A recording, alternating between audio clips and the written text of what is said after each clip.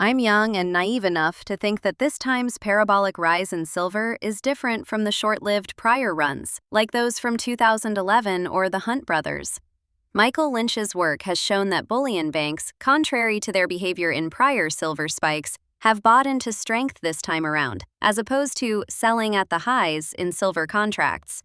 I see this as akin to positioning around the 2008 subprime mortgage crisis, in which many banks initially caught offsides on credit default swaps, then repositioned to take advantage of the mounting crisis before the mortgage marks were allowed to hit the tape. That the bullion banks are going long into this parabolic rise in silver suggests to me that this could be the prelude to a far more material revaluation in the silver price after bullion banks have fully repositioned on the long side. For further background on the fundamentals of the silver market, I highly recommend reading through Alexander Campbell's Substack, which he generously provides for free, drawing upon his experience as commodities head at Bridgewater. Why Pan American Silver? Because Rick Rule likes the stock. This is the primary reason. Who is this guy, Rick? I can personally attest that commodity stocks he likes have a tendency to levitate without bounds. It doesn't really matter if he uses technical analysis or voodoo magic to divine the trajectories of mining stocks, as long as it works. The secondary reason I choose Pan American is that in addition to being a fundamentally strong, high cash flow enterprise, Pan American holds 3 massive non-producing silver mega projects across Latin America: Navidad, Escobal, and La Colorada Skarn.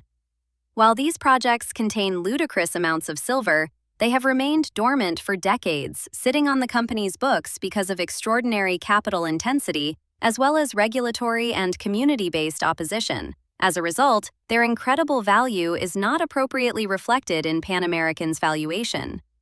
However, recent American big stick resource diplomacy across the Americas suggests a far more interventionist stance in promoting regional resource extraction, irrespective of local opinions. This can be seen in recent American adventures in Venezuela, as well as rhetoric and kinetic asset repositioning around Colombia, Greenland, and Mexico.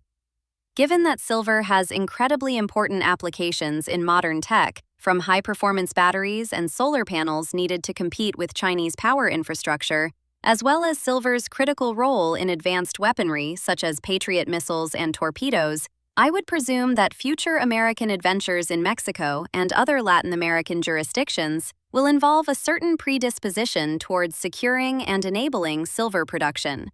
In terms of moving the needle on regional silver production in the relatively near term, Pan American's 3 major silver projects sit at the forefront of policy considerations. Escobal was a fully functioning monster silver mine in decades past, mothballed only due to non-technical, social, and legal considerations.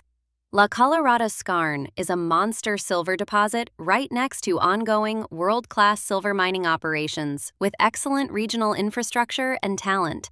Navidad is another monster silver deposit under a highly supportive, newly rationalized Argentinian government.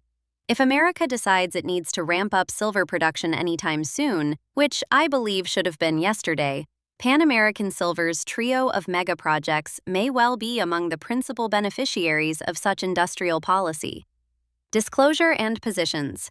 I've been long the stock for a while and now hold a fair bit of calls. Take my opinions with a boulder of salt, as I am not a financial professional in any capacity. Where was this guy 3 months ago?